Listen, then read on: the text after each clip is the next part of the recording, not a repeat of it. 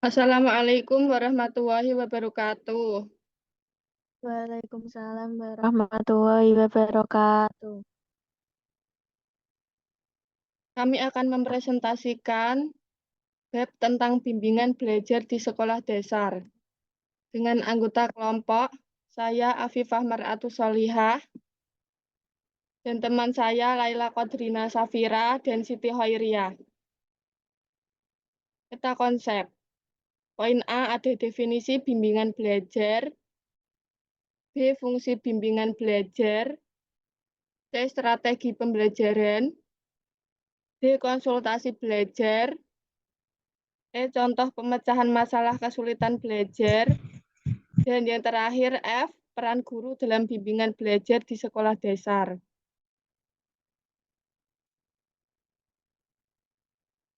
Yang pertama ada definisi bimbingan belajar. Menurut Crow dan Crow, Prayitno 2004-94, bimbingan belajar adalah bantuan yang diberikan oleh seseorang yang memiliki kepribadian yang memadai dan terlatih dengan baik kepada individu setiap usia untuk membantunya mengatur kegiatan hidupnya sendiri, mengembangkan pandangan hidupnya, membuat keputusan, dan menanggung bebannya sendiri. Menurut Donald G. Mortenson, bimbingan merupakan pemberian bantuan kepada setiap orang yang dilakukan oleh ahli dalam bidang bimbingan, dan diharapkan dengan bimbingan tersebut, orang yang diberikan bimbingan dapat berkembang sesuai dengan kemampuannya. Menurut Bimo Walhito 2004-5, bimbingan adalah bantuan atau pertolongan yang diberikan kepada individu atau sekumpulan individu dalam menghindari atau mengatasi kesulitan-kesulitan di dalam kehidupannya, agar individu itu dapat atau sekumpulan individu itu dapat mencapai kesejahteraan hidupnya. Kemudian ada menurut Umar H. Malik 2004 195, bimbingan yang ditujukan kepada siswa untuk mendapatkan pendidikan yang sesuai dengan kebutuhan, bakat, minat, kemampuan, dan membantu siswa untuk menentukan cara-cara yang efektif dan efisien dalam mengatasi masalah belajar yang dialami oleh siswa. Berdasarkan pendapat para ahli di atas, maka dapat disimpulkan bahwa bimbingan belajar adalah suatu proses pemberian bantuan kepada siswa dalam menyelesaikan masalah-masalah belajar yang dihadapinya, sehingga tercapai tujuan belajar yang diinginkan. Poin B, fungsi bimbingan belajar. Menurut Umar H. Malik, 2004-1195 antara lain, yang poin A yaitu membantu siswa agar dapat memperoleh pandangan yang objektif dan jelas tentang potensi, watak, minat, bakat, sikap, dan kebiasaan yang dimiliki dirinya, agar dapat terhindar dari hal-hal yang tidak diinginkan. Kemudian membantu siswa dalam mendapatkan pendidikan yang sesuai dengan kebutuhan, bakat, minat, dan kemampuan yang dimiliki, serta membantu siswa dalam menentukan cara yang efektif dan efisien dalam menyelesaikan bidang pendidikan yang telah dipilih, agar tercapai hasil yang diharapkan. Kemudian, membantu siswa dalam memperoleh gambaran dan pandangan yang jelas tentang kemungkinan-kemungkinan dan kecenderungan-kecenderungan dalam lapangan pekerjaan agar ia dapat menentukan pilihan yang tepat.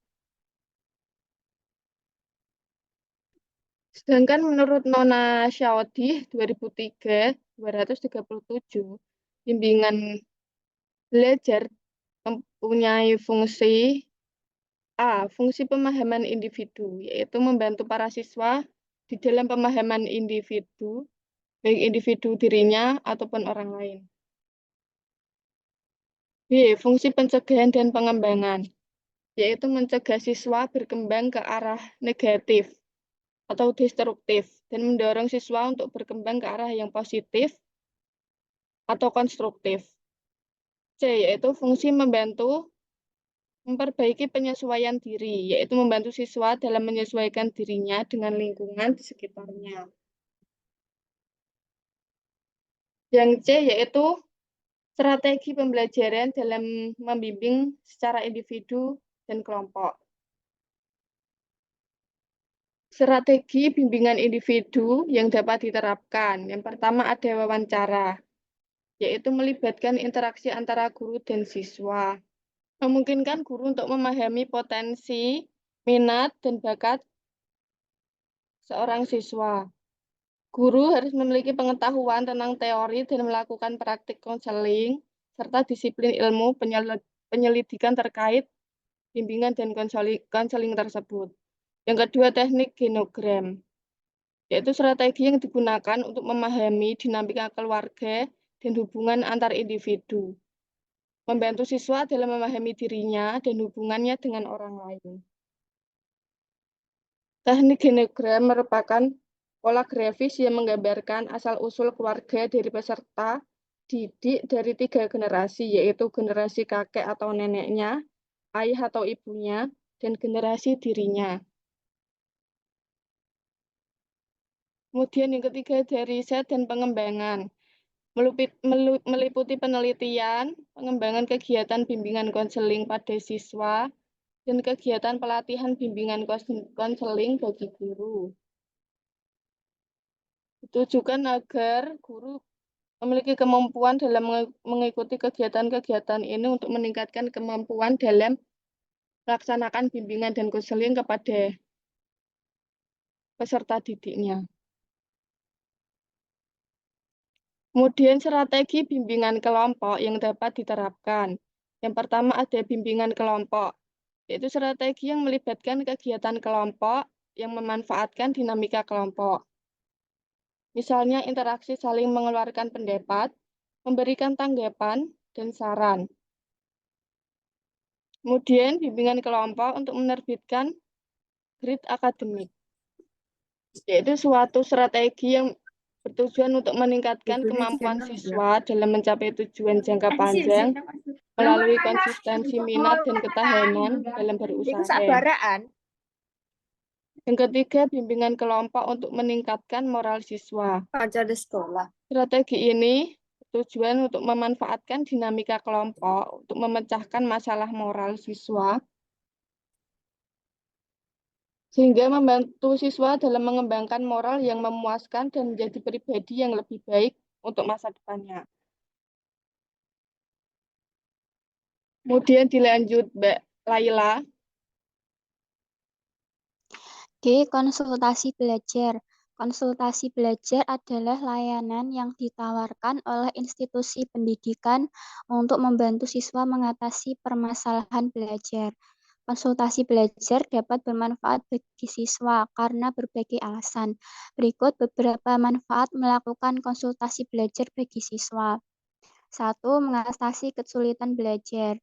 Konsultasi belajar dapat membantu siswa mengatasi berbagai kesulitan belajar.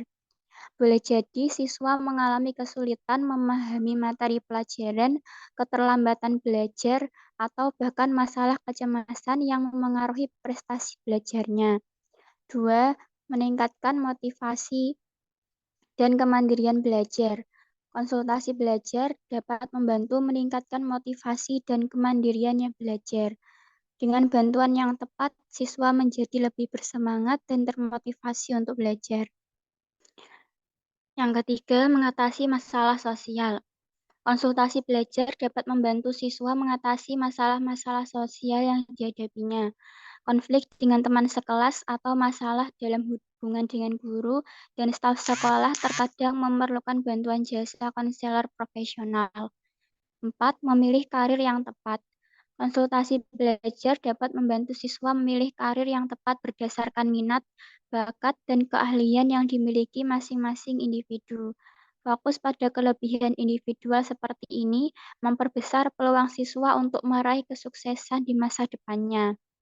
5. Meningkatkan keterampilan interpersonal. Konsultasi belajar dapat membantu siswa meningkatkan keterampilan interpersonalnya, yaitu kemampuan dalam berkomunikasi, pengelolaan emosi, dan kerjasama dengan orang lain yang baik dapat mempersiapkan siswa untuk sukses di dunia kerja dan kehidupan sosial. Contoh pemecahan masalah kesulitan belajar. Contoh sebuah keadaan beserta pemecahannya. Keadaan, saya, Siti, adalah seorang siswa kelas 3 SD yang memiliki kesulitan dalam memahami konsep matematika, terutama dalam operasi hitung bilangan bulat. Saya selalu lupa cara menghitung bilangan bulat dan seringkali tidak dapat menjawab pertanyaan matematika yang diberikan oleh guru. Saya merasa frustasi dan cemas karena takut tidak dapat menyelesaikan tugas dan ujian. Pemecahan masalah. Yang pertama, identifikasi masalah. Saya mengidentifikasi bahwa saya memiliki kesulitan dalam memahami konsep matematika, terutama operasi hitung bilangan bulat. Saya juga mengidentifikasi bahwa saya sering lupa cara menghitung bilangan bulat dan tidak dapat menjawab pertanyaan matematika yang diberikan guru. Yang kedua, analisis. Saya mempertanyakan apakah saya memiliki cara belajar yang efektif untuk memahami konsep matematika. Saya mempertanyakan apakah saya memiliki kesempatan untuk mempraktikkan operasi hitung bilangan bulat secara teratur.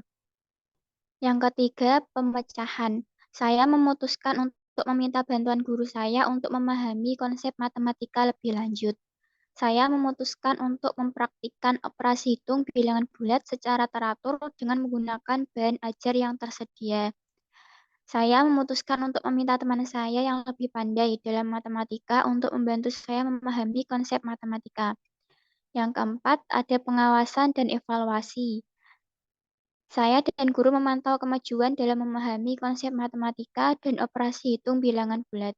Saya dan guru mengevaluasi apakah cara belajar yang baru efektif dan apakah saya masih memiliki kesulitan dalam memahami konsep matematika.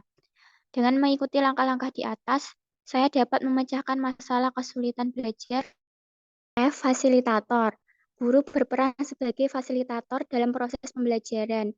Mereka merancang media pembelajaran yang akan digunakan, seperti media berbasis video atau gambar untuk memudahkan siswa dalam memahami materi. Yang kedua, pengelola pembelajaran. Guru sebagai pengelola pembelajaran merencanakan tujuan pembelajaran, memberikan soal kepada siswa, dan mengawasi proses belajar siswa. Yang ketiga, motivator. Guru berperan sebagai motivator dalam proses pembelajaran. Mereka memberikan motivasi kepada siswa untuk meningkatkan kemampuan belajar dan meningkatkan minat siswa terhadap materi. Yang keempat, pembimbing. Guru berperan sebagai pembimbing, memberikan bimbingan kepada siswa secara individu maupun kelompok. Mereka membantu siswa dalam memahami materi dan meningkatkan kemampuan siswa.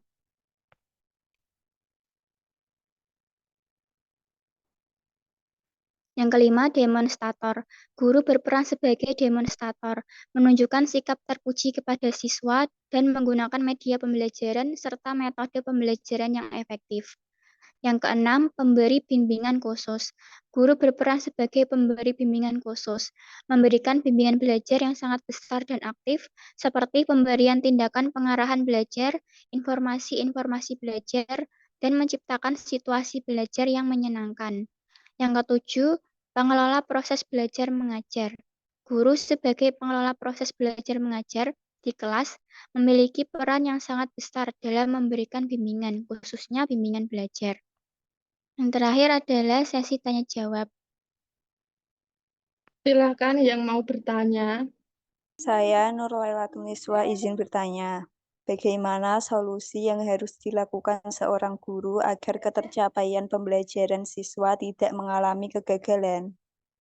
Saya akan menjawab pertanyaan Ninis.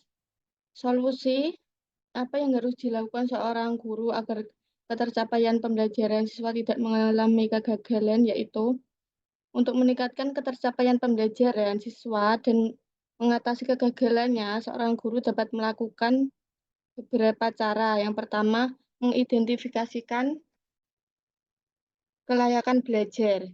Guru harus memahami dan mengidentifikasi kesulitan belajar siswa secara spesifik. Hal ini memungkinkan guru untuk dapat membuat strategi yang sesuai dengan kebutuhan siswa. Yang kedua, menggunakan strategi pembelajaran yang efektif. Guru dapat menggunakan metode pembelajaran yang interaktif dan menarik, seperti pemetaan pikiran, untuk meningkatkan partisipasi siswa dan memudahkan mereka memahami materi yang diajarkan. Guru juga dapat menggunakan metode ceramah, tetapi harus memastikan bahwa siswa memiliki kesempatan untuk terlibat aktif dalam proses pembelajaran tersebut. Yang ketiga, memberikan bantuan dan motivasi. Guru diharuskan memberikan bantuan dan motivasi yang sesuai dengan kebutuhan siswa. Hal ini agar dapat dilakukan dengan memberikan pengajaran perbaikan atau remedial dan pengulangan materi hingga siswa mampu memahaminya. Dan guru juga dapat memberikan apresiasi atau penghargaan kepada siswa yang berprestasi untuk meningkatkan motivasi belajarnya. Yang keempat, ada pengawasan dan evaluasi. Guru harus memantau perkembangan siswa secara teratur dan mengukur kembali kemampuan siswa setelah pembelajaran untuk mengetahui apakah siswa telah memahami materi yang disampaikan atau belum. Sudah bisa dipahami, Mbak Ninis? Iya, terima kasih. Iya, sama-sama. Selanjutnya, apakah ada yang ingin bertanya lagi? Saya Atiul Husna izin bertanya, bagaimana guru memastikan bahwa suasana dalam bimbingan belajar tetap mendukung dan tidak menekan siswa? Terima kasih. Baik, saya akan menjawab pertanyaan dari Mbak Husna. Guru memastikan bahwa suasana dalam bimbingan belajar tetap mendukung dan tidak membebani siswa dengan beberapa cara. Yang pertama, menciptakan lingkungan belajar yang kondusif. Guru harus memastikan bahwa lingkungan di dalam dan di luar kelas untuk belajar. Hal ini meliputi mengatur suasana yang menyenangkan, mengurangi gangguan, dan memastikan kelas lain tidak mengganggu konsentrasi siswa. Yang kedua, menggunakan strategi apersepsi. Guru dapat melakukan apersepsi untuk memastikan bahwa siswa sudah siap menerima pembelajaran. Apersepsi dapat dilakukan dengan cara memberikan penghargaan untuk aktivitas yang relevan dengan materi pelajaran, sehingga siswa lebih fokus dan antusias dalam belajar. Yang ketiga, menggunakan metode pembelajaran yang efektif. Guru harus memilih dan mengkonsentrasi aktivitas belajar yang kaya dan beragam, serta menciptakan suasana kelas yang menarik, bersahabat, dan terdapat filter belajar efektif yang rendah. Guru juga harus bergerak mengelilingi kelas untuk membantu siswa dan kelompok, serta memberikan pertanyaan yang menantang siswa untuk berpikir. Yang keempat, menggunakan peran yang tepat. Guru harus memiliki peran yang tepat dalam proses pembelajaran, seperti sebagai sumber belajar, fasilitator, pengelola, demonstrator, pembimbing, motivator, dan evaluator. Dengan demikian, guru dapat menciptakan iklim belajar yang kondusif dan memastikan siswa dapat belajar dengan nyaman. Bagaimana, Mbak Husna? Baik, terima kasih. Sama-sama. Apakah ada yang ingin bertanya lagi? Kesimpulannya, bimbingan adalah bantuan yang diberikan oleh seseorang yang memiliki kepribadian memadai dan telah terlatih dengan baik pada individu-individu setiap usia untuk membantunya dalam mengatur kegiatan hidupnya sendiri, mengembangkan pandangan hidupnya, membuat keputusan sendiri, dan menanggung bebannya sendiri. Bimbingan belajar di sekolah dasar memiliki tujuan utama, yaitu membantu siswa mengatasi kesulitan belajar, mengembangkan kemampuannya, dan mengembangkan dirinya secara optimal. Guru memiliki peran penting dalam bimbingan belajar dan harus memberikan pelayanan kepada murid secara individu atau kelompok. Strategi bimbingan belajar yang efektif meliputi pendampingan khusus dan tambahan jam, serta motivasi agar anak punya semangat belajar dan kerjasama dengan orang tua. Sekian presentasi dari kelompok kami. Mohon maaf bila banyak salah kata. Wassalamualaikum warahmatullahi wabarakatuh. Waalaikumsalam warahmatullahi wabarakatuh.